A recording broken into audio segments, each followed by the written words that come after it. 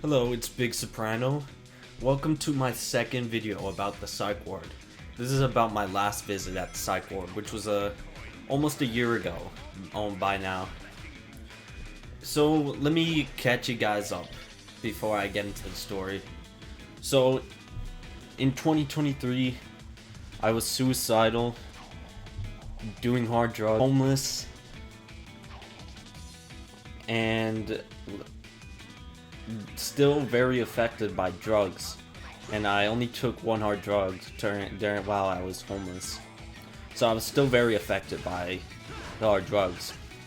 So I was suicidal and homeless at the shelter, and I had a knife on me to protect myself. I went to the some sort of like store, and they sold knives, and they let me buy a knife without any ID, which was pretty good. I just told the lady, oh, it's for protection. But after I got the knife, maybe like a week or a few days, I don't know how long it's been, I told my mom I'm going to kill myself with my knife. And yeah, that's probably not the best news to bring up to your mother, and I regret that. But it's just how I was feeling at that time. I was just so sick of being homeless, you know? Because I was off to a rough start. I left the trap because I thought I was going to get beat up. And then I became homeless because my family wouldn't accept me back. So after I told my mom that, I froze up and didn't say a word to anyone around me, not even the workers. I froze up for probably like 20 minutes. And my mom warned the police and warned the shelter that I'm suicidal. But what I did when the worker was trying to talk to me was I used the shelter phone to call the cops without saying a word, and the worker picked that up as a sign for help.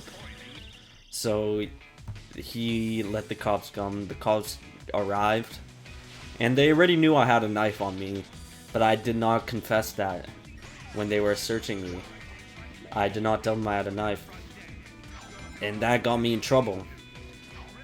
They weren't going to take me into custody, but they did because I didn't tell them I had a knife. So to them I was a threat. So they took me to the hospital in handcuffs. One of the homeless guys I knew there, his last time seeing me for a bit was me getting not drug out, but me walking out of the shelter with a group of police on me. I guess well, obviously, the police take suicide very seriously, you know? And I should have known that. But yeah, this was before my friend killed himself. So it's not like I was inspired or anything. So they transferred me to the psych ward in town where I stayed at for 10 days. And for a bit, it was not very fun. At least the food was decent, but most of the time I just stayed in my room. Eventually a guy transferred to the psych ward who was pretty crazy, to say the least. Like he lied about being in the army, and for some reason I believed him. And he said he shot himself in the head, and there was like a mark on his head, on the back of his head. But honestly, I think I kind of believed him at the time, but honestly that sounds like pure bullshit to me. So things started lighting up because he was there though, because we hung out like all day. We worked out together and played video games together. We played games like Call of Duty until the Call of Duty was banned, because why the hell do they have a shooter game in a psych ward? But eventually, things around the psych ward really started grating on me. I got really sick of the army guy. Like, he was fun for a bit, but I eventually got really sick of him because he only talked to me to rant, and it was like violent rants, so it kind of scared me. He was talking so violent, and yeah, it was kind of like, it felt like a warning, honestly. Like, I was honestly scared. And I kind of felt like a prison bitch, honestly. the way he was ranting to me.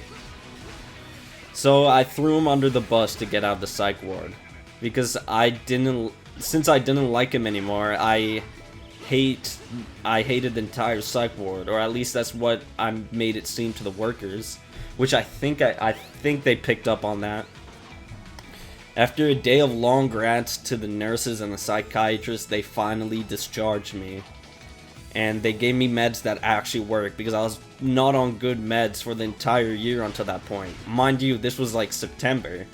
So I already fucked up earlier in the year, and I was not taking my meds, and my meds were not helping anyways. So why take them? That's what I thought. But no, if you guys are even slightly unstable, just take your meds. Like, I'm not trying to turn my videos into like PSAs, but that's just a word of advice I could give to you guys. Just take your meds.